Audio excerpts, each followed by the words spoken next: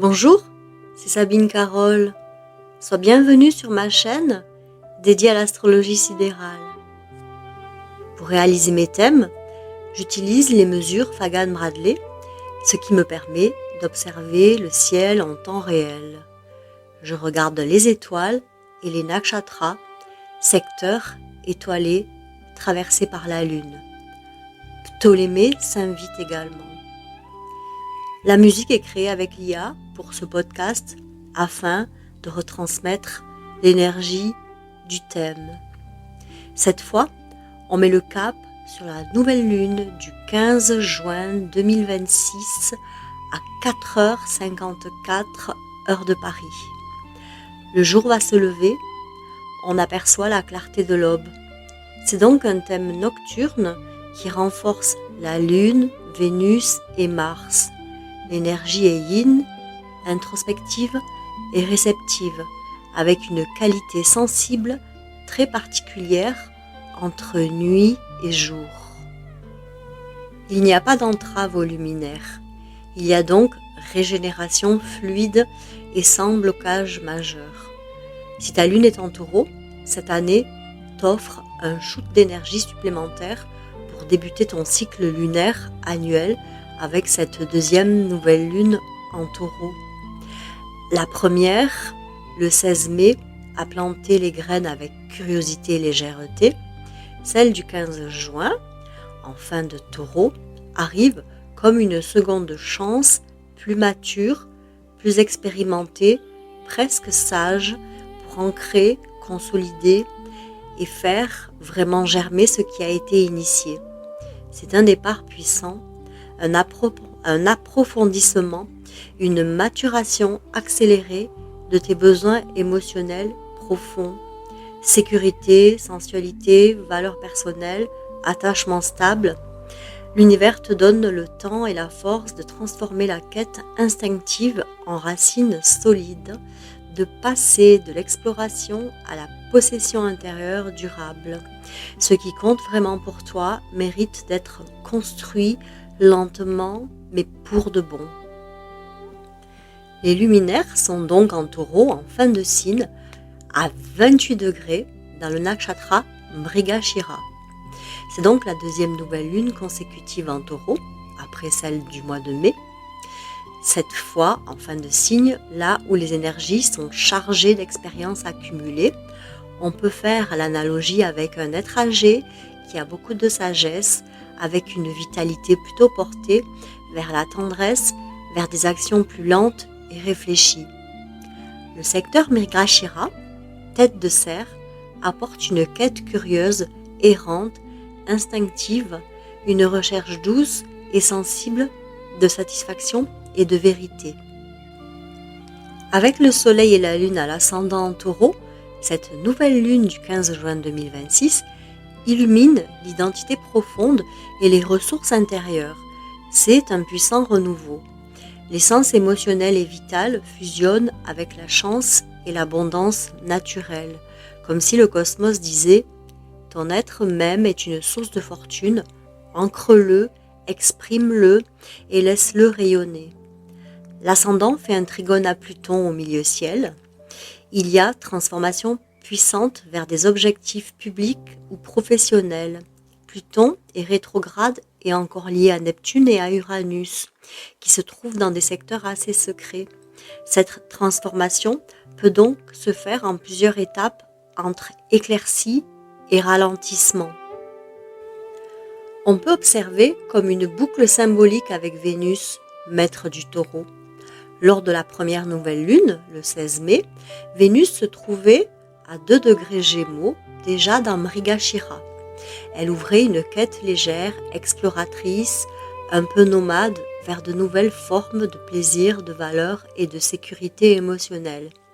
Un mois plus tard, la lune revient elle-même en fin taureau, toujours dans Mrigashira.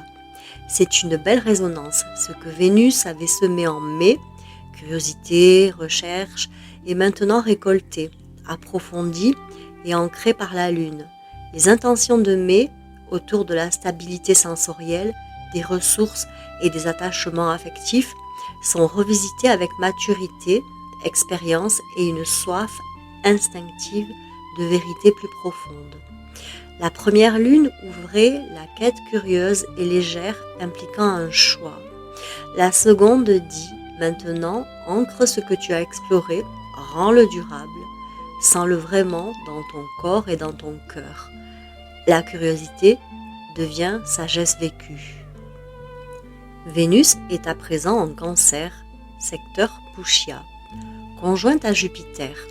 Pushya est régie par Saturne qui donne discipline et endurance, et présidée par Jupiter pour la sagesse et la générosité. Vénus ici exprime un amour maternel, protecteur, nourricier. C'est la sécurité affective, un foyer chaleureux, des liens profonds. Conjointe à Jupiter exalté, elle amplifie la bienveillance, la prospérité relationnelle et spirituelle, les apprentissages généreux et une croissance émotionnelle expansive. Il y a synergie avec les luminaires en Taureau, ancrage matériel plus nourriture émotionnelle et spirituelle durable.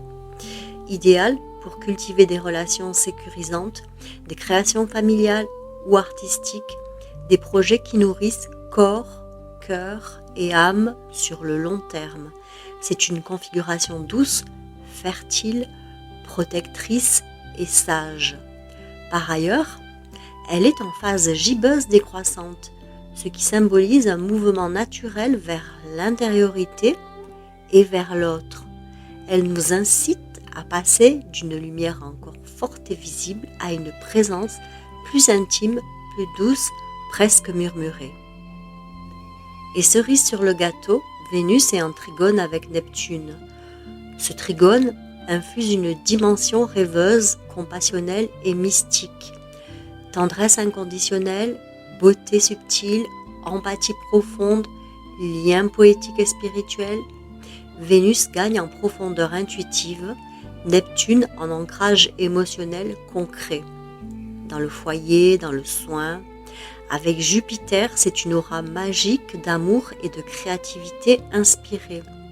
Sans illusion excessive, grâce au trigone fluide et à l'ancrage saturnien de Pushya. Parfait pour des relations qui soignent l'âme, pour des œuvres artistiques, intuitives. Il y a une atmosphère de sérénité enveloppante. Neptune est également à domicile en Poisson, 9 degrés dans le secteur Uttarabhadra. Ici, il déploie pleinement sa force spirituelle, intuitive et compassionnelle. Dans le triangle harmonieux avec Uranus et Pluton, Neptune agit comme un amplificateur d'inspiration subtile et de rêves collectifs, favorisant les visions transcendantes, la dissolution des limites rigides et l'accès à une sagesse intuitive profonde. Sa position à domicile renforce le potentiel créatif et spirituel du thème. Tout ce qui est incubé en coulisses, projets artistiques, guérison intérieure, innovation humanitaire, bénéficie d'une guidance presque mystique, rendant les transformations plus fluides et inspirées. Ici, Neptune est en sextile avec l'ascendant et le milieu ciel, donc où se trouve Pluton. C'est un pont entre intérieur et extérieur. Quelque chose de souterrain peut soudain devenir visible. Révélation, annonce publique, sortie d'une œuvre longtemps préparée. Uranus apporte surprise positive, Neptune, inspiration collective, Pluton, purge et transforme. Neptune est un astre générationnel. C'est donc très important de relever cela. En avril 2022, il faisait son entrée dans les Poissons. Dans ce secteur, il est maître. Et depuis avril 2024, il est relié à Uranus et à Pluton. Il était donc à prévoir que les secteurs spirituels seraient sublimés, surtout avec Uranus qui occupe le nakshatra Kritika où naissent les religions. Avec Neptune Poisson, en 1858, il y a eu les visions de Lourdes. C'était une période de répression policière aussi. Il y a eu la naissance du spiritisme et aussi des politiques utopique qui se targue de panser les plaies de l'industrialisation, sans compter la guerre de sécession aux États-Unis. Mercure, à 23 degrés Gémeaux, dans le secteur Punarvasu, et dans la troisième maison, forme un sextile à Mars, 25 degrés Bélier, dans le secteur Bharani, en maison 12. Cela donne une bonne fluidité pour la communication assertive et les décisions rapides, idéal pour des projets intellectuels ou des déplacements avec une énergie cachée ou spirituelle. Punarvasu évoque un retour à l'équilibre après des défis, parfait pour clarifier des idées ou des contrats. Le sextile entre les deux planètes à domicile crée une harmonie rare. L'intelligence vive et verbale de Mercure s'allie à l'action décidée et passionnée de Mars. Cela donne une fluidité exceptionnelle pour passer rapidement de l'idée à la réalisation, trancher avec discernement, défendre ses idées avec conviction ou lancer des projets intellectuels avec une énergie cachée mais puissante. C'est un moment idéal pour clarifier des pensées confuses, signer des contrats, négocier avec assurance ou agir sur des décisions longtemps mûries. Le tout avec une efficacité et une synergie naturelle. Il y a aussi une belle vibration et de beaux échanges avec les enfants et aussi avec le voisinage. Saturne est à 18 degrés Poissons dans le nakshatra Revati et dans la 11e maison. En maison 11, ce sont donc les gains ou les réseaux, ou les deux. Ça stabilise les ambitions collectives. Revati, fin des cycles, peut apporter une maturité philosophique aux aspirations. On a Uranus qui fait un carré au nœud. Donc ça fait quand même plusieurs mois que cette situation dure. Il y a tension entre liberté personnelle et destin karmique, des tournants inattendus dans les carrières ou les foyers. Un appel à innover sans chaos. Cela évoque une rébellion supprimée qui doit maintenant s'exprimer constructivement. Les 4 étoiles royales sont encore activées par les nœuds lunaires et cette fois par l'axe ascendant. Aldébaran, Antares, Régulus, Fomalhaut, carrefour de pouvoir, leadership, tests moraux, intégrité, vs ego ou obsession. Cela rappelle la pleine lune du 31 mai. Le succès vient de l'intégrité. En synthèse, cette nouvelle lune impulse des nouveaux départs empreints de maturité, une quête de sécurité matérielle qui s'entrelace à une exploration curieuse, presque contemplative. L'énergie est douce, posée, comme un souffle qui ralentit le temps.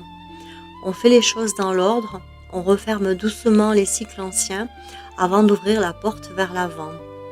Le triangle Neptune-Pluton-Uranus, fidèle depuis 2 ans, tisse en silence un soutien invisible pour des innovations durables, celles qui naissent dans l'ombre et fleurissent pour le bien commun, ou pas. Le carré Uranus-Nœud évoque de possibles disruptions sociétales comme des éclairs dans un ciel d'orage qui rappelle que le changement peut être brusque mais nécessaire. Et la croix royale alignée sur les 4 étoiles gardiennes pose ses tests aux leaders. La victoire viendra par l'intégrité du cœur, pas par la force brute ni par l'orgueil. Si tu as la lune en taureau, tout se concentre sur ton identité profonde. En première maison, sur tes valeurs essentielles, sur une stabilité qui ose explorer sans se rigidifier. La curiosité du cerf peut devenir une quête spirituelle, un chemin intérieur illuminé.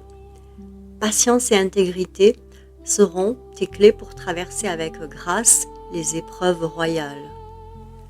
Puis, Mercure et Mars en maîtrise se tendent la main en un sextile limpide.